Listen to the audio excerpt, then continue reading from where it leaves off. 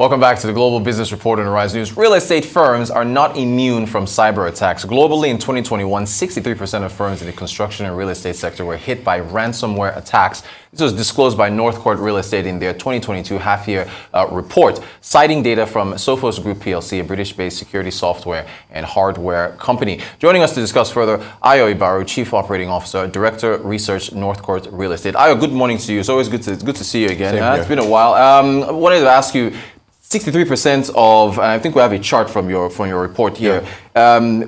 I was a bit taken aback. I don't know. Am I ignorant to assume that real estate firms are not left out of cyber attacks? Oh no, you're accurate when you say real estate services firms and construction firms are attacked by cyber attack. The reason being that the amount of money we deal with, the transaction value, the costs and the pricing, all that on a daily basis is significant. And so it does provide some form of interest for those who are interested in harvesting this kind of data and then, of course, selling it on the black market. Now, there are a couple of things that also come to mind. First of all, when you look at how businesses work, it does occur to us that estate services firms and construction firms have to protect their data, because if they don't, it does expose their client base. It does expose even the clients who they work with. And I think especially in Nigeria today, what you find is we're increasingly having the opportunity to deal with international partners. Right. And what that means is you are part of a group of maybe 10, 15 firms. And if it is known that you don't have enough security, there's a problem. Yeah. All right? Because once you are exposed, the rest of us are exposed. And so it is an ongoing challenge, but I think we are rising up to it. Now, when you say we, you're talking about Nigerian firms. I wanted to ask you, how well protected are they of Nigerian firms in the real estate sector from cyber attacks? I mean, I was in another debate around this, in the morning before coming here. Yeah. And what we concluded on was this. While we are protected, it's not comprehensive enough. You see, because the way cyber attacks work, they are always upgrading. There's always something new every 3 months, every 2 months, every 6 months. And so I think we would do well to also upgrade the kinds of protection that we have. Yeah. That's really where it is. Okay, so what about the awareness campaign around it? How effective is that in your view?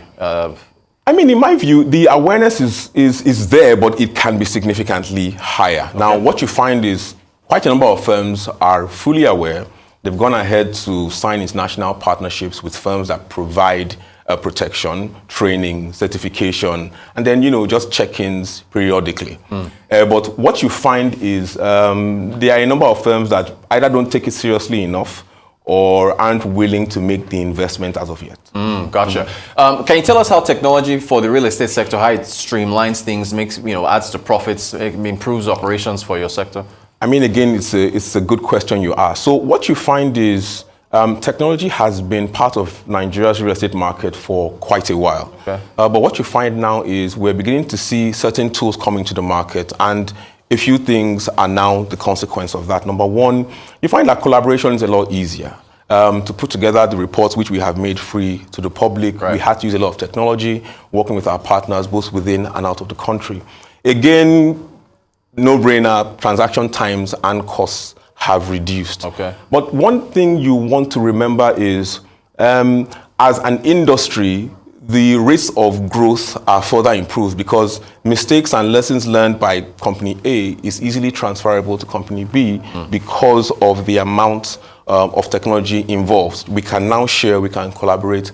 And what you find now is even prop tech firms are even more emboldened, not only raise money internationally, but they're able to bring this technology and then to make the entire service value chain easier and more convenient. Yeah. Fantastic. All right, so you mentioned the report, the tech was involved in putting it together. This mobility trend chart, it looks like, and let's pull up the chart now. It looks like you've got more, is it, footfall or however you call it, towards the office building. Yeah, so the red line is the office blocks, and then in black, I think is grocery and pharmacy. Yes. So what's the chart telling us essentially? I mean, in a nutshell, Nigerians are spending more time out of their homes. Okay. All right, whether we are shopping, whether we are going to retail stores where you measure footfall, number of steps per hour, whether it's even spending time in leisure, Nigerians are spending more time outdoors. Now, for office, it's a bit staggered. Okay. Now, for knowledge workers, hybrid work has come to stay. So in most organizations, you spend a few days in the office and then you work from home. Now, in some other organizations, where you have to come to the office and spend 5 days a week, the number of hours you spend has reduced. So on aggregate, you find that for office, people are spending less time at actual office buildings. Does the chart tell us anything about the real estate sector's recovery from the pandemic? Oh, yes. Yeah? Oh, yes. I mean, what it tells us in summary is the real estate market has improved from the days of the pandemic. Now, of course, some sub-markets have improved faster than others. And some weren't really affected by the pandemic. Right. Take, for example, land transactions. A few still went on during the pandemic. But what you find is retail has recovered, residential has recovered. You find more development activity now. Even industrial is growing in leaps and bounds because of international interest. Again, healthcare, of course, spurred by what happened during the pandemic, has continued to grow. It's just office that is taking it one step at a time. But for other sub-markets, we see growth, and that is the projection as we head into the rest of the year. Sounds healthy. There's another chart we just put up. Let's put that back up. Construction and real estate contributions to GDP. So I think that's construction is in gray, real estate contribution to GDP in red. So it does look like it's encouraging, yes? Yes. Yeah? So I guess as far as the trend going forward, do you think that this is what we're seeing in these charts, those lines continue to stay where they are, or continue to inch upwards? I mean, the indications are we are reaching some kind of stabilization.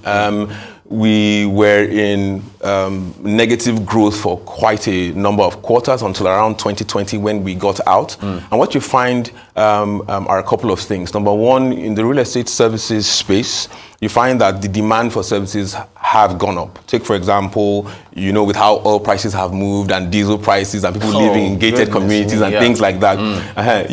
You find that the need for solid facility management services has gone up, all right, which is what we have noticed, and then also for property management services. So you find that the need for real estate services, whether it's advisory, things along that line, have gone up because people are beginning to recognize the importance of these things. Again, in construction, what you find and what the data does suggest is construction contractors are beginning to specialize. Well, not beginning, they are spending more time on areas that they have more competence. So you find construction contractors doing good work, quick work in residential, and that's what they do. Gotcha. Some do retail, others just stay with infrastructure. And so all of that, this timely attention to what you know how to do is also improving the contribution. So staying in your lane.